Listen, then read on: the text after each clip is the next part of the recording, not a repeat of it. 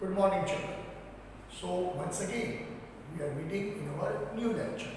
That is lecture number 5 of chapter 5. What is the title of our chapter? Movement towards independence. That is part 2. Now, see, children, we cannot revise all 4 lectures together, but I will give you a glimpse of what we have studied up to 4 lectures. Right?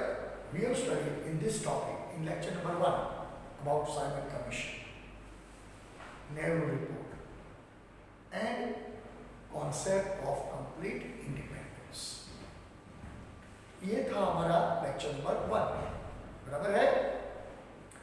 In second lecture, we have studied specifically in detail about Dandi March, that is called Dandi Yatra. बराबर है? We have studied that. In third lecture, we have studied the major incident of Quit India movement.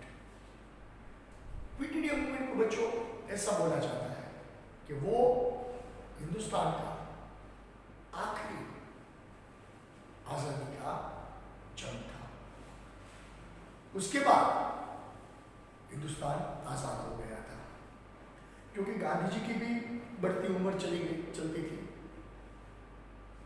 World war 2 हो रहा था और desperate हो गए थे हम, क्योंकि एक बात आप समझ लो, 1932 में जो लास्ट इंसिडेंट बना, that is called Gandhi Irwin Pact round table conference, उसके बाद हमारे इतिहास में, हमारे हिस्ट्री में कोई बड़ा इंसिडेंट नहीं हुआ. मतलब कोई बड़ी आजादी की जंग खेली नहीं गई. और इसके चलते 8-10 साल चले गए. आजादी दूर दूर तक सपने में भी नहीं दिखाई देती थी. गांधी की उम्र चलती जाती थी. एक बाजू वर्ल्ड वॉर 2 जोर शोर से चल रहा था. इसमें Gandhi ji made up his mind in starting of 1940s, in early 40s, कि now before I die, I want to see my nation free. मेरी मातृभूमि, मेरी भारत माता मेरी मृत्यु से पहले आजाद तो होनी ही चाहिए. इसीलिए he asked the people, right? He urged the people to come out of the disparity. चारों ओर हताशा, निराशा का माहौल था. कुछ सूझ नहीं रहा था क्या करने का. और ये निराशा में से बाहर आने के लिए महात्मा गांधी ने लास्ट स्टेप लिया क्विट इंडिया मूवमेंट का, और वो चल. उसके बाद हम चौथे लेक्चर में पढ़े. एंटायर लेक्चर था सुभाष चंद्र बोस का. मैंने आपको डीपली पढ़ाया. कई तो ग्राफिक्स प्रेजेंटेशन के जरिए आपको पढ़ाया, समझाया आपको. बराबर है? तो सुभाष चंद्र बोस का उदय कैसे हुआ, वो कहाँ तक पहुँचे, उसने हमारी आज़ादी के लिए क्या क्या कंट्रीब्यूट किए, वो कैसे भाग छूटे हिंदुस्तान से, बर्लिन तक पहुँचे, बर्लिन से टोक्यो तक पहुँचे, और वो सब जाने माने थिंग्स थे. तो उसका जो लास्ट पैराग्राफ है, सुभाष चंद्र बोस का जो लास्ट पैराग्राफ है, जिसको मार्टरडम ऑफ सुभाष चंद्र बोस बोलते हैं. क्यों ये बोलता हूँ? ये मैंने करवाया था, लेकिन मैं वापस रिपीट करता हूँ क्योंकि ये कनेक्शन है. कैसा कनेक्शन? कि क्या आपको मालूम है 1945 तक एलाइड कंट्रीज स्ट्रॉन्ग थी, स्ट्रॉन्ग हो गई थी, सॉरी, एक्सिस काफी वीक होने लगी थी. और जो जापान ने पर्ल हार्बर पे हमला किया था, उसके बदले में अमेरिका ने जापान पे हमला किया, destroyed 2 big cities of that time, by nuclear bomb. That is called Nagasaki and Hiroshima. बराबर है? तो उसके बाद जापान ने सरेंडर किया और जो हमारे सुभाष चंद्र बोस के सही जो फ्रीडम फाइटर्स थे उसको पहले सेफ पैसेज दिया गया, क्योंकि उसको मालूम था कि युद्ध खत्म होने वाला है, हम सरेंडर होंगे और हम एलाइड के हाथों जो पकड़े जाएंगे तो हमको क्या सजा होगी, सब कुछ मालूम था। इसीलिए मात्र सुभाष चंद्र बोस ही नहीं, जापान के भी कई सारे टॉप जनरल्स थे, सब नहीं दिखाए। मैंने तो ये सारा एपिसोड्स पढ़े हैं, देखे हैं, कई एनसाइक्लोपीडिया है यूट्यूब पे, बराबर है? आप देखो नेटफ्लिक्स में तो बहुत सारी इसकी माहिती है, बराबर। तो कई सारे जनरल्स को भगा दिए गए थे, मतलब अंडरग्राउंड किए गए थे, उसको देश छोड़ने का कहा गया था, कहाँ जाने का मालूम नहीं, जहाँ तक ले जाएंगे उधर जाएंगे, ऐसा समझो। तो ऐसा ही सुभाष चंद्र बोस को भी बोला गया कि भाई चलो इधर से आप हमें हम जाओ। अब अगर आप पकड़े गए तो आपके साथ क्या होने वाला है सबको मालूम है। आपका जो सपना था आजादी का वो भी अधूरा जाएगा शायद अपनी मातृभूमि के लिए। तो इससे अच्छा है कि आप इधर से निकल लो। और इसके तहत उसको जापान ने सेफ पैसेज दे दिया। जहाँ बोला जाता है उसकी शहादत हुई, लेकिन उसकी डेथ आज भी एक मिस्ट्री है। तो ये मैं वापस ये पैराग्राफ रिपीट कर रहा हूँ। मैंने आपको पूरा सेंट्रल आइडिया अपनी मातृभाषा में समझा दिया आपको, ताकि आप लोग को परफेक्टली वो दिमाग में आ जाए कि सुभाष चंद्र बोस भागे नहीं थे, उसको भगाया गया था। उसको भगाया नहीं गया, आई शुड नॉट से भगाया गया, सॉरी। एक्चुअली जापान सरकार ने उसको सेफ पैसेज दिया था कि आप इधर से निकल लो, क्योंकि एलाइड की सेना जब इधर आएगी, गिरफ्तारियां होगी, अगर आप गिरफ्तार हो गए तो आपके साथ क्या होगा सबको मालूम है। इसीलिए अच्छा है कि आप ब्रिटिश के हाथ में ना आए, एलाइड सेना के हाथ में आप ना आए और अपना मंसूबा कायम रखें। आपकी जो मन में आज़ादी किया जो पैशन है उसको आप कहीं और जाके आप आगे ले जाने की कोशिश करें, ऐसा कुछ। So that was the last step of martyrdom, but his death was suspense. आज भी उसके डेथ की मिस्ट्री सॉल्व नहीं हुई और अब तो हम 100% मान चुके हैं कि सुभाष बाबू की मृत्यु नहीं हुई थी। ऐसा माना जाता है कि सुभाष बाबू की मृत्यु 1998 में हुई थी। उधर से वो निकल के तिब्बत चले गए थे और थोड़े वक्त में 2 साल में तो भारत की आज़ादी आ गई, उसका मकसद पूरा हो गया। फिर वो वापस कभी नहीं दिखाई दिए। उसने बौद्ध साधु का रूप धारण कर लिया था और second range of Himalaya Tibet में कहीं गुफा में अपना आश्रम बना के आराम से भक्ति में लीन होके अपना दायित्व निभा रहे थे। क्योंकि जो इंसान कैलकाटा से बर्लिन तक पहुंचता है, जो इंसान बर्लिन से टोक्यो तक पहुंचता है और वो भी वर्ल्ड वॉर 2 के बीच में, तो वो कितना इंटेलिजेंट होगा आप समझ लो। और वो क्या ब्रिटिश आर्मी के हाथ में आएंगे कभी, वो भूल जाओ, बराबर है। क्योंकि बहुत शार्टेड दिमाग था, बहुत शार्टेड दिमाग था उसका, ऐसा समझो। So let us in 1944 under the leadership of Netaji, his military has captured Rangoon, Prom, Kohima and then marched towards Imphal, Manipur तक आजादी फौज की सेना आ गई थी, right? But after the dropping of 2 atom bombs on Hiroshima and Nagasaki in Japan, the financial assistance to the provincial government stopped. क्योंकि अब Japan भी लाचार हो चुका था, क्योंकि जापान के 2 सिटी उड़ाए गए थे। इसीलिए हमको जो जापान से मदद मिल रही थी वो कट हो गई। तो उसके बिना हम लड़ ही नहीं सकते, हमारे पास कोई उस वक्त इतने रिसोर्स थे ही नहीं जो अपने आप जंग जारी रखे। है समझ में?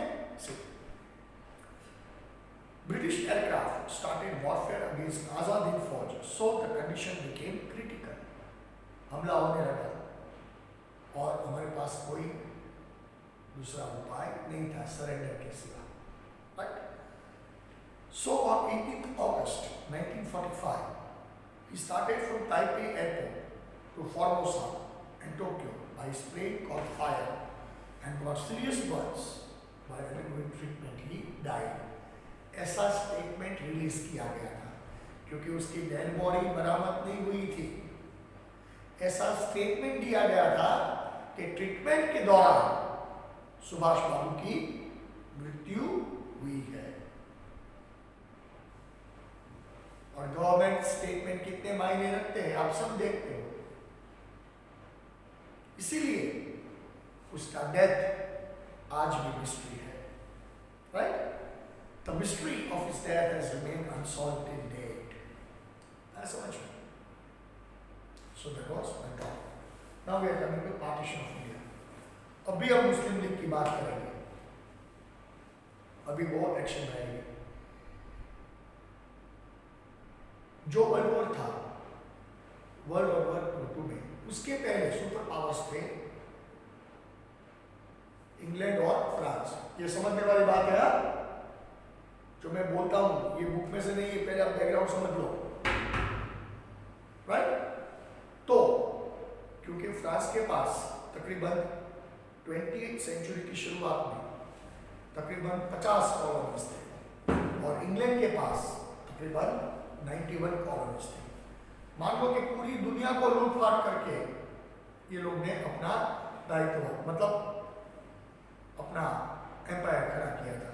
वर्ल्ड वॉर I में खत्म हो गया, जो बचा था वर्ल्ड वॉर II में चला गया।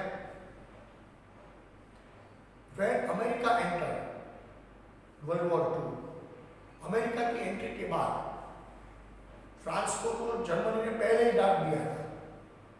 इंग्लैंड भी खत्म हो गया था इकोनॉमिकली, कुछ नहीं बचा था। जो 300 साढ़े 300 साल तक हराम की कमाई की थी लूटपाट करके, वो 30 साल में चली गई थी। है समझ में? सुपर पावरशिप उसका लॉस्ट हो गया था और रशिया की एंट्री हुई और अमेरिका की एंट्री हुई, वो दोनों आज के नए स्टार थे। तो इसीलिए जब वर्ल्ड वॉर II खत्म हुआ तो जो कॉलोनीज थी उसको उस वक्त तक तो सारी कॉलोनीज को निचोड़ दिया था। अभी आप आगे के लेसन में पढ़ोगे, मैं देखो क्रिटिसाइज नहीं करता हूं, जो वास्तविक है बोलता हूं। We can not ignore freedom fight. 5 lesson तक मैंने ऐसे पढ़ा है, इसने वो किया वो किया वो किया, बिल्कुल सही है। लेकिन 1946 के बाद दुनिया की सारी कंट्रीज जो कॉलोनीज थी वो एक के बाद एक आजाद होने लगी। स्टार्टिंग हुआ हिंदुस्तान से। पहला जो देश आजाद हुआ था ब्रिटिश गुलामी में से वो हिंदुस्तान था। और उसके आगे जाने के बाद 50s की दशक में 50-60 के बीच में ब्रिटिश की 36 कंट्रीज आजाद हुई। तो आप मेरे को बताओ, चलो ये 36 कंट्रीज की आजादी कौन लड़े थे? हम ये बोलते हैं इसने आजादी की जंग लड़ी, ऐसे ऐसे ऐसे बोलते हैं। मतलब मेरे कहने का मतलब क्या है, हम हमेशा 2 आंख से देखते हैं, एक आंख से कभी नहीं देखने का। और दूसरी आंख से देखने का मेरा मतलब ये है, ब्रिटेन इकोनॉमिकली कोलैप्स हो गया था, खत्म हो गया था अंदर से, कॉलोनीज में कुछ बचा नहीं था, तो चलो भाई आजाद कर देते हैं, ये बात हुई। अभी आजादी की घड़ियां आने लगी। उस वक्त ऐसा सोचा गया इंग्लैंड में कि जाते जाते हम ऐसा कुछ करें कि भारत का प्रॉब्लम आना रहे, 100 साल में भी वो प्रॉब्लम सॉल्व ना हो। आया समझ में? ये बहुत बड़ा लंबा टॉपिक है। बच्चे लोग आप स्कूल आओगे तब ये इस टॉपिक पे आपको स्पेशली समझाऊंगा, ग्राफिकली दौड़ के समझाऊंगा, क्योंकि जो भारत पाकिस्तान का बंटवारा हुआ वो एक भाग है, कश्मीर इश्यू हुआ वो दूसरा भाग है। और कश्मीर का इश्यू क्यों हुआ आप सोच भी नहीं सकते कि कश्मीर की वजह चाइना और रशिया में छुपाई हुई थी। मैं आपको दावे के साथ समझाऊंगा विथ डेटा, लेकिन ये हमारे वीडियो लेक्चर से टाइम की पाबंदी है बेटा, 40 मिनट से ज़्यादा मिलता नहीं है। तो मैं ये जो बुक में है और थोड़ा ऐसे बोलते हैं गुजराती में आड़ा हुआ समझा के आपको समझाने की कोशिश कर रहा हूँ। लेकिन जो वास्तविक हमारा कश्मीर इश्यू है उसके तार कई और जुड़े हैं। मैं आपको समझाऊंगा डिटेल में जब आप स्कूल आओगे। तो हम अपनी बात करते हैं। मुस्लिम लीग को एक्टिव किया गया। अचानक मुस्लिम लीग को ऐसा लगा कि हमारे जो आका है, हमारे अन्नदाता है जो ब्रिटिश है, अगर वो चले जाएंगे तो हम तो अनाथ हो जाएंगे, हमारा तो सब कुछ छूट जाएगा। बराबर ऐसी सोच थी ब्रिटिश मुस्लिम लीग की, ऐसी सोच थी, बढ़िया सोच। क्या अब क्या करेंगे? तो इसीलिए मुस्लिम लीग के उस वक्त के जो नेता थे मोहम्मद अली जिन्ना, जिसको पाकिस्तान के फादर बोलते हैं, कॉपी किया। हम तो महात्मा गांधी को फादर ऑफ द नेशन बोलते हैं। महात्मा गांधी ने तो प्रूव कर दिया है, really was not a father of nation but he was a father of whole world. उसकी अहिंसा की महिमा आज भी गाई जाती है, राइट? आज भी दुनिया उसको झुकती है, आज भी दुनिया उसको याद करती है। मोहम्मद अली जिन्ना को सिर्फ पाकिस्तान के लोग ही याद करते हैं। पाकिस्तान के बाहर पूछो तो कोई पहचानता भी नहीं है मोहम्मद अली जिन्ना कौन था। बराबर उस वक्त वो नेता था मुस्लिम लीग का। और उस वक्त ब्रिटेन में ही प्लान बन गया था कि हम जाते जाते एक ऐसा सवाल खड़ा करें ताकि आने वाले 100 साल में हिंदुस्तान में शांति ना बने। जैसे ट्रीटी ऑफ वर्सलस में इंग्लैंड, फ्रांस सब ने मिलकर जर्मनी को दबोच लिया था और उसके लिए दूसरा वर्ल्ड वॉर हुआ था, वैसा ही कुछ कारण ऐसा इधर बना और अचानक सेपरेट नेशन की थियरी आ गई। And British were playing double game. पर्दे के पीछे वो मोहम्मद अली जिन्ना को पूरा सपोर्ट कर रहे थे कि आप लड़ो, अलग राष्ट्र की मांग करो, और राष्ट्र का नाम भी सोच लिया था, दुनिया की सबसे पवित्र जगह जिसको उर्दू में पाक बोलते हैं, पाकिस्तान। और बच्चे लोग मेरे से आप ज्यादा ज्ञानी होंगे, आप सबको मालूम है आज की तारीख में, रिकॉर्डिंग की डेट में बोल रहा हूँ 14 सितंबर 2020, सबको मालूम है कि दुनिया की सबसे पवित्र जगह आज भी पाकिस्तान है।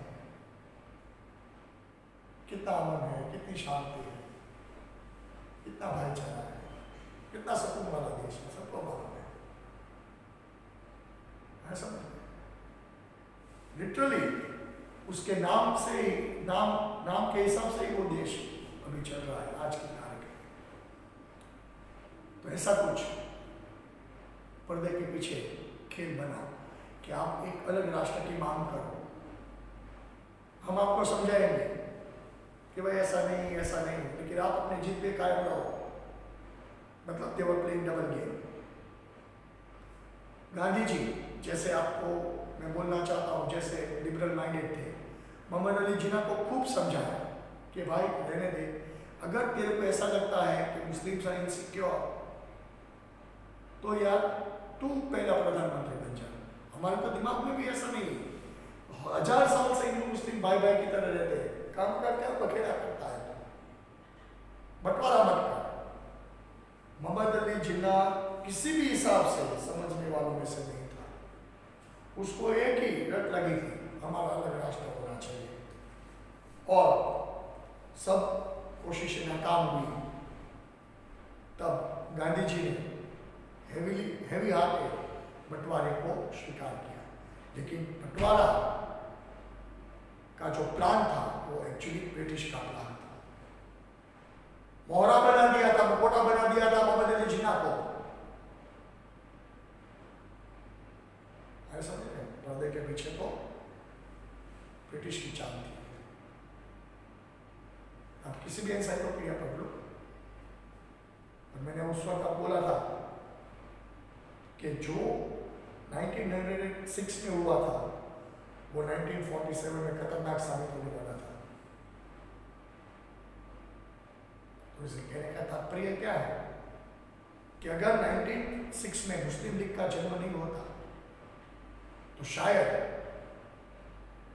अखंड भारत होता, भारत के दो टुकड़े नहीं किए जाते, ईस्ट पाकिस्तान वेस्ट पाकिस्तान अलग नहीं होते, ऐसा कुछ नहीं। लेकिन वो समय के हिसाब से समय की मांग थी, करना पड़ा, क्या करें। और पर्सनल व्यू तो मैं सोचता हूं जो भी वो अच्छा हुआ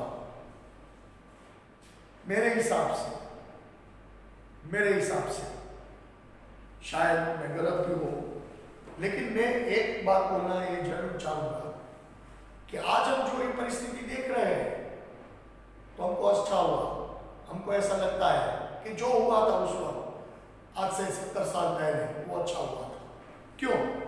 एक सिंपल आपको एग्जांपल देता हूं बेटा।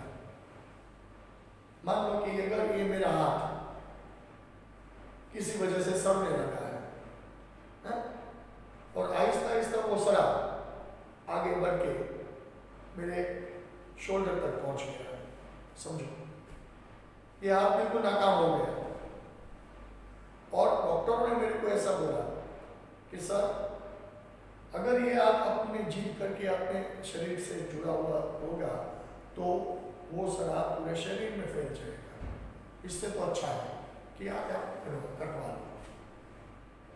उस वक्त तो भारी दुख होता है कि मेरे दो हाथ में से एक हाथ चला जाए कि मैं क्या करूं। उस वक्त रिएक्शन बहुत आता है, बराबर है। लेकिन I have to accept the reality कि भाई चलो कोई बात नहीं, ये सड़ा हुआ काट दो ताकि मेरा पूरा जो बच्चा हुआ शरीर तो बच जाए। तो आज हमारी हालत ऐसी है, ये दुर्भाग्यपूर्ण था, I am not against it, लेकिन आज मेरे हिसाब से मैं सोचता हूं कि जो सड़ा हुआ पार्ट काट दिया तो आज ये भारत हम देख सकते हैं। क्योंकि आज आप सबको मालूम है हिस्ट्री में कुछ नहीं, आप देख लो कहीं भी पाकिस्तान की क्या वैलिडिटी है, उसके कौन दोस्त है, उसकी क्या इज्जत है इंटरनेशनल कम्युनिटी में, वो क्या करता है, सबको मालूम है, छोटे बच्चे को भी पूछो।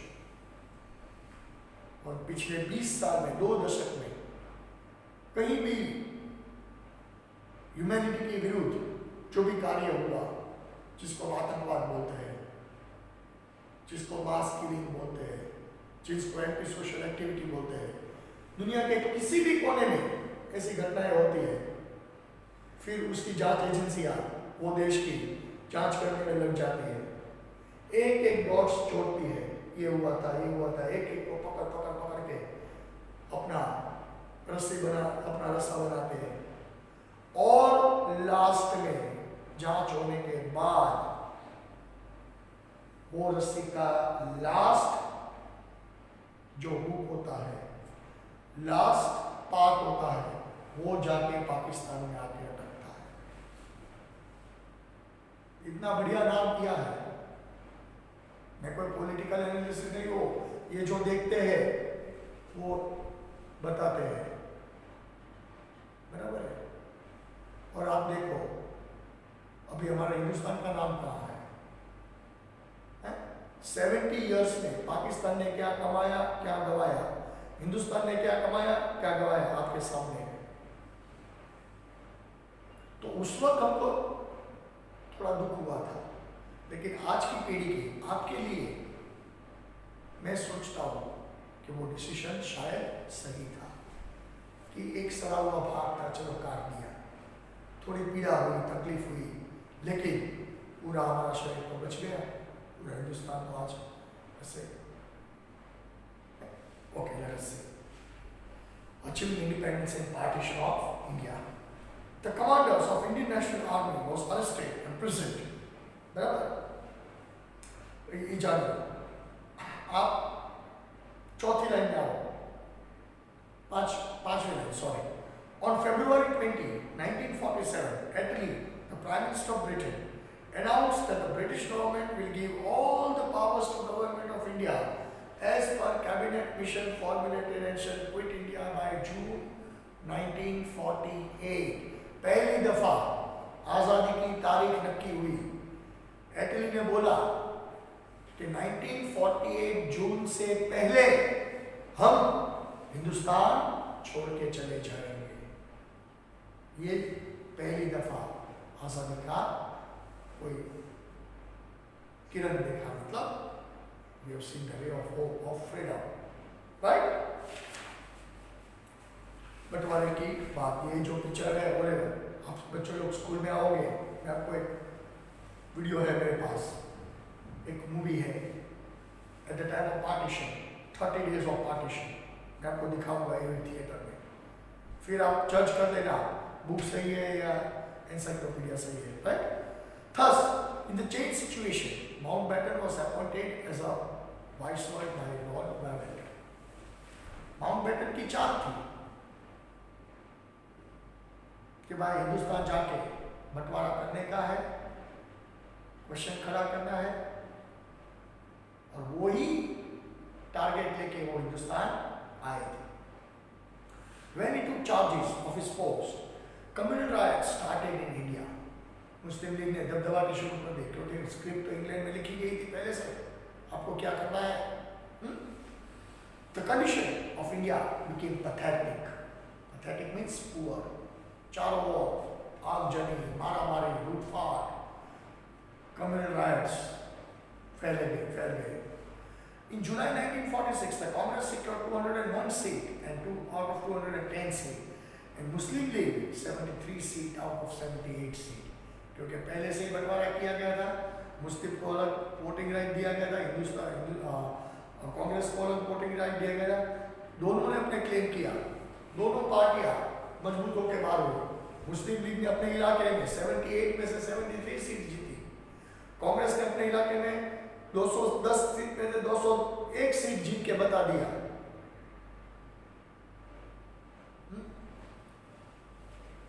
In the court, the league pressurized the government for Pakistan. हमको अलग राष्ट्र दे दो,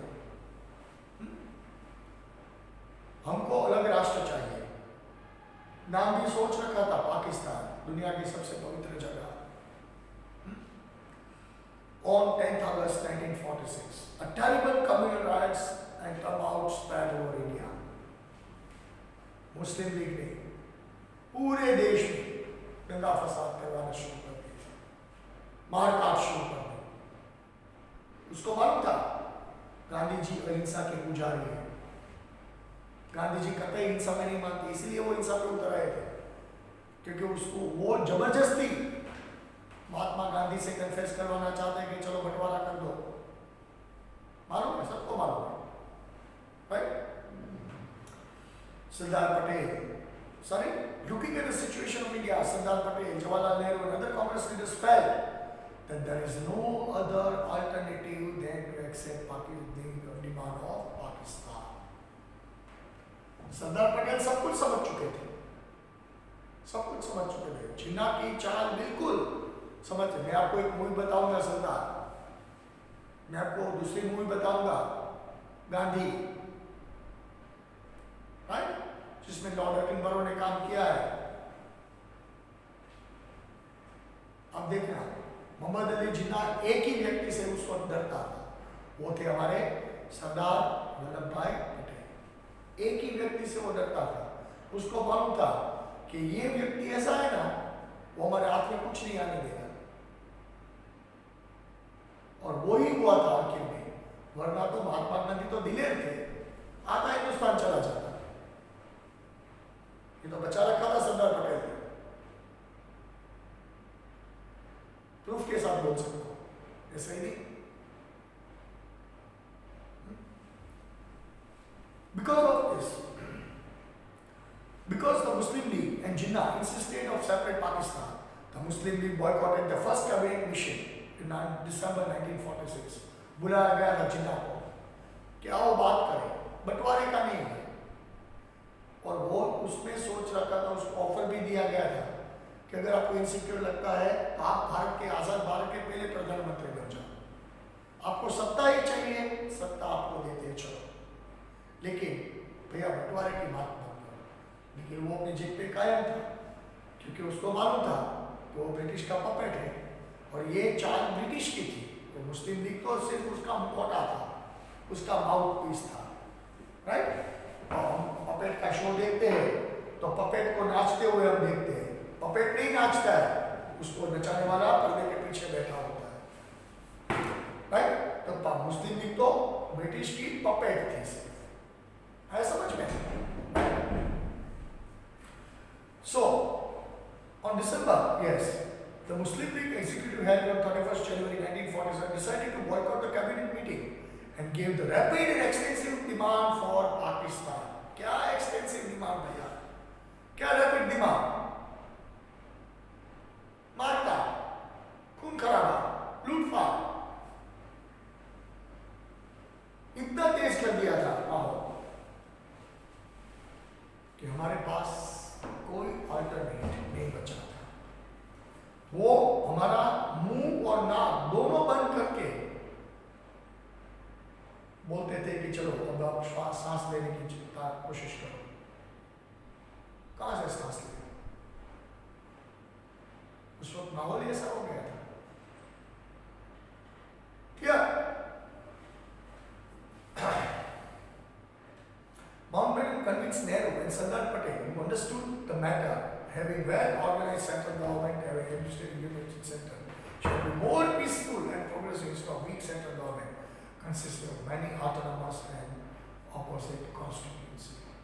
Mountbatten ने समय देख के अपने कुकरी लगा दी, सरदार पटेल को समझाया, जवाहरलाल नेहरू को समझाया कि वीक सेंट्रल गवर्नमेंट फॉर्म करने से अच्छा है स्ट्रॉन्ग सेंट्रल गवर्नमेंट फॉर्म करो और ये इसको बंटवारा मांगता है दे दो। सरदार पटेल तो पहले से समझ चुके थे और माउंटबेटन को भी ये बात मालूम थी कि उस वक्त सरदार पटेल जितना बुद्धिशाली आदमी कोई नहीं था, राइट। लेकिन समय की ऐसी डिमांड थी, लाचार हो गए थे पटेल, क्या करें, बेबस हो गए थे सिचुएशन के हिसाब से। समझ में आया? National leaders found the acceptable argument. Sardar Patel and Nehru discussed the matter with Gandhi ji. फिर दोनों ने महात्मा गांधी को समझाया कि बापू अब जिद मत करो, बंटवारा आज समय की मांग है, अगर जिन्ना नहीं मानता है तो जाने दो उसको, क्या करें। हमने तो सारी कोशिश कर ली और सारी कोशिश हमारी नाकाम रही। जिन्ना जीत लेंगे बेटा, हमको हमारा अलग राष्ट्र दे दो, कोई बात नहीं, वो अलग होना चाहता है बोले।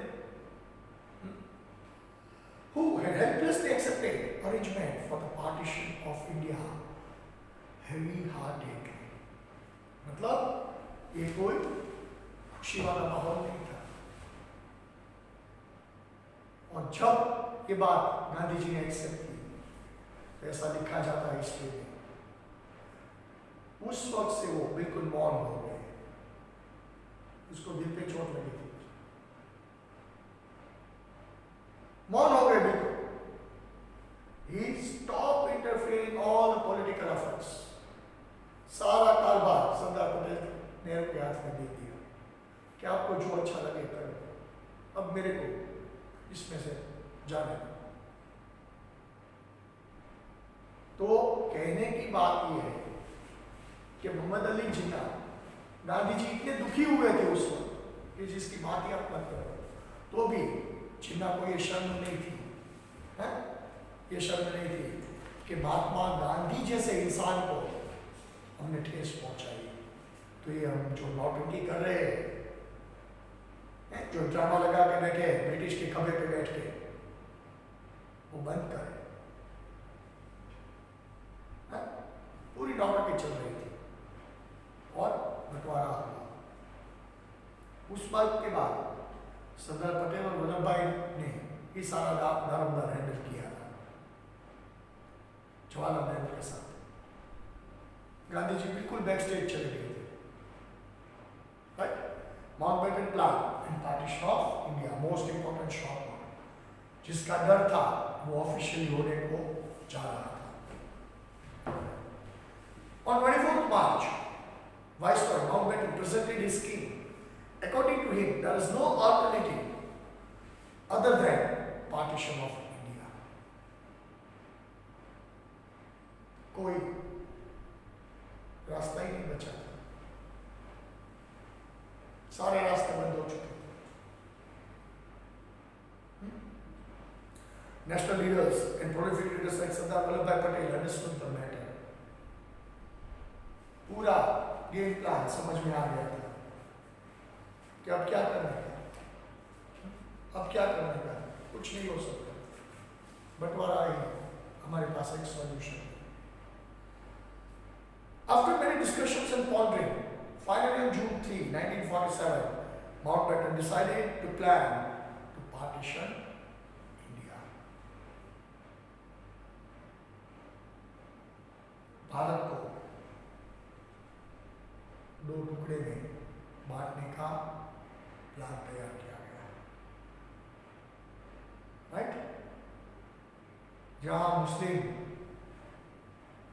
पॉपुलेशन ज़्यादा थी ईस्ट और वेस्ट में, तो दो पाकिस्तान का जन्म हुआ।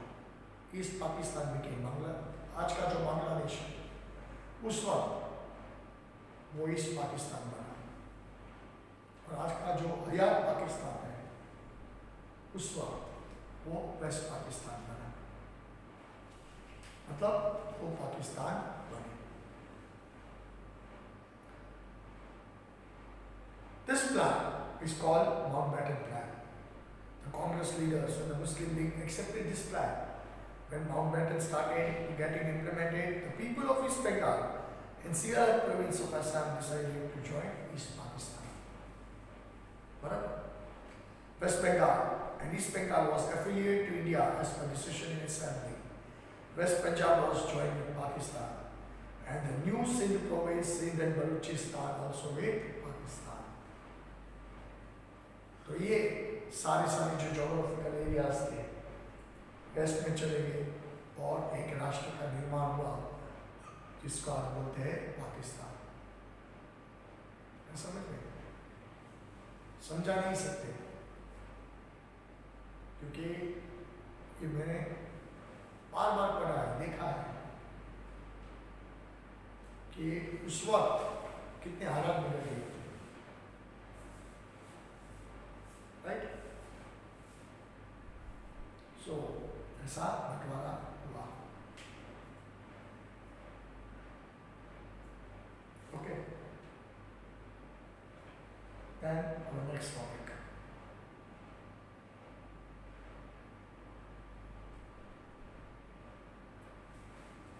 Indian Independence Act 1947. Okay, the British Parliament passed the Indian Independence Act according to Mountbatten Plan. बंटवारा हो चुका था, दो राष्ट्र बनाए गए थे, एक राष्ट्र बना था ईस्ट पाकिस्तान, दूसरा बना था वेस्ट पाकिस्तान। ऐसा लगता है कि भारत माता के दोनों हाथ ही काट दिए ईस्ट और वेस्ट में से, ऐसा समझ। According to this, India's first Governor General was Mountbatten, and Muhammad Ali Jinnah became the Governor General of Pakistan. उसकी जो जीत थी वो satisfied हुई, right? By this act, India's dependence on British rule came to an end. Therefore, Gandhiji's consider this act as one only best and beneficial act given by British to India. Gandhi ji ने जाते जाते भी इतना होने के बाद भी ब्रिटिश को थैंक्स बोला था कि चलो भाई आपने सही काम किया है। गांधी जी भी सब कुछ चाहते थे, वैसे बुद्धू नहीं थे, सब कुछ मालूम था, लेकिन वो बड़े दिल वाले थे। इसीलिए तो बार बार मैं आपको बोला उसको महात्मा बोलते हैं, इसीलिए तो उसको महात्मा गांधी बोलते हैं, हैं? इसीलिए तो उसको महात्मा गांधी बोलते हैं, वैसे तो नहीं बोलते होते। तो भी उसको थैंक्स बोले कि चलो जो हुआ अच्छा, कोई बात नहीं। Right? The last viceroy of British government organized the function at New Delhi. At the midnight of 14th August, the Union Jack, the British Rashtraധ്waj of India, of England, was brought down from the pole, and the Indian national flag tricolor was hoisted. Right? The documents giving the independence to India was handed over by Mountbatten to Sri Rajgopalácharyya. Transfer of power was completed. On August 15, 1947, the excellent dawn of India was awakened. इसीलिए 15 अगस्त हमारी पहली आज़ादी का दिन मनाया जाने लगा। Entire process of transfer of power is completed. All celebrated the first Independence Day very pleasantly, cheerfully, the entire nation. Everywhere people had torans, good omens, festivals, those sweets were distributed in schools, and many people were really in the hope of fulfillment of God. मतलब जश्न का माहौल था, celebrate हुआ था हमारा first independence day. आपको मालूम है, पढ़ो तो भी समझ में आ जाएगा, right? Then India and Indian problems, उसके बाद कौन से प्रॉब्लम है, तो थोड़े ही प्रॉब्लम है, पूरा टॉपिक नहीं करने का, वो प्रॉब्लम कैसे सॉल्व किए गए वो भी आपको बात थोड़ी बताऊंगा। India and Pakistan, two separate independent nations, came into existence, and Mountbatten of Indian Independence Act. Resolution was passed. अच्छा, कौन से प्रॉब्लम बचे थे? तो reorganization of military forces, disputes over assets and properties, right? Debts and credits, आवक जावक, problem of settlement of refugees. कई लाखों लोग इधर से उधर आए थे, उधर से इधर आए थे, राइट? उसको सेटल करना पड़ता है। Public service arrangement of civil servants and administrative staff, demarcation of boundaries, ऐसे कई सारे प्रॉब्लम्स थे। तो वो प्रॉब्लम्स कैसे सॉल्व किए गए? A 5-member committee consisting 2 representatives from India and Pakistan was formed under the chairmanship of Lord Mountbatten. ये 5 मेंबर की कमेटी ने ये सारे प्रॉब्लम सॉल्व एक के बाद एक किए थे। The committee appointed different commissions consisting of experts in all the subjects. बराबर? In case the difference of opinion arises, both the nation have to admit the final decision given by arbitrator. Arbitrator means Mountbatten. अगर कोई difference of opinion होता है, तो Mountbatten is the final authority to give the answer. उसकी बात माननी पड़ेगी, right? सो ऐसे ये प्रॉब्लम सॉल्व हुआ था, राइट? और उसके बाद हमारा जो आजाद भारत था, उसके पहले प्रधानमंत्री बने थे जवाहरलाल नेहरू, और डेप्यूटी प्राइम मिनिस्टर बने थे सरदार वल्लभ भाई। तो ये था बंटवारे के हिसाब का भारत, आज़ादी का भारत। मतलब it was a sad incident, you can understand, it was not a happy incident, and बिल्कुल सौरव वाला है। सोचा था क्या हुआ क्या, लेकिन रियलिटी वो तो एक्सेप्ट करनी पड़ेगी ना। सो now is the time to take your homework, and we are ending this lecture. Okay, children?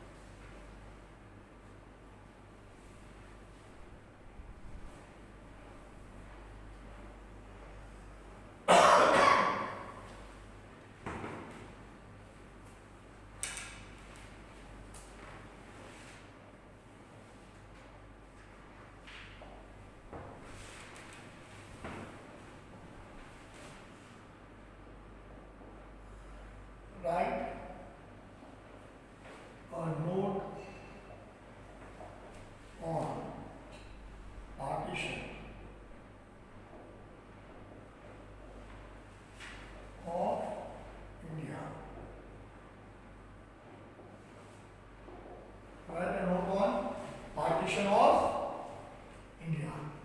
Number 2.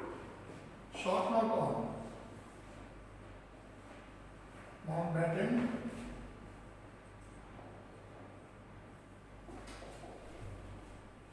plan. Short note on Mountbatten plan. This is your homework questions. I hope you understood. Right? We'll meet with new lesson in new lectures. Okay, children?